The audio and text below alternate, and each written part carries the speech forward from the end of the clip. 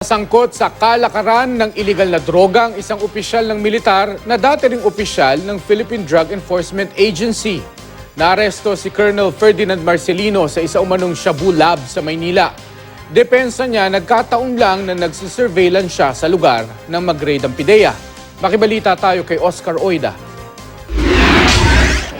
Sa anti-illegal drugs operation ng Philippine Drug Enforcement Agency sa isang umanong Shabu Laboratory sa Santa Cruz, Maynila, naaresto si Colonel Ferdinand Marcelino ng Armed Forces of the Philippines kayong madaling araw. Dati siyang opisyal ng PIDEA. Paliwanag ni Marcelino, nagsasagawa lang daw siya ng surveillance kaya siya naroon. Ang naturang raid, bahagi ng patuloy na anti-illegal drugs operation ng mga otoridad. Nakuha rin sa lugar ang mahigit 60 kilo ng hinihinalang liquid shabu.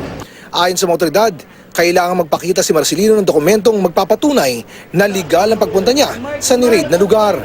Bukod kay Marcelino, naaresto rin ng Chinese national na si Yan Yishu na dati naman daw interpreter ng PIDEA. Inaalam pa ng PIDEA kung anong relasyon ni Marcelino sa kanya.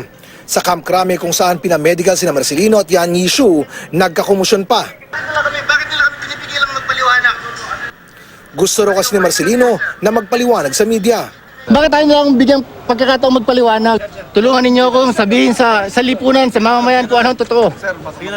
Huwag niyo kaming iwanan dito. Huwag niyo kaming iwanan dito. Pasok na kayo, sir. Ayon kay PIDEA Director General Arturo Cacdac Jr., nagulat sila nang makita sa Shabu Laboratory si Marcelino kasamang suspect na Chinese. Nakakapagtanga ka naman, laboratory, anong ginagawa niya ron, di ba? Sabay silang pumasok. So, hindi tayo mag-speculate, pero may duda ka na. May duda ka na sa presence niya doon. Nakikipag-ugnayan ng PIDEA sa AFP kaugnay ng pagkakaaresto kay Marcelino. Tinitignan din ang record ng mga naging aktibidad noon ni Marcelino. Kilalang drug buster si Marcelino noong termino ni dating PIDEA Director General Junicio Santiago. Ayon kay Santiago, tinawagan daw siya ni Marcelino para raw magpatulong para hindi siya ma-expose.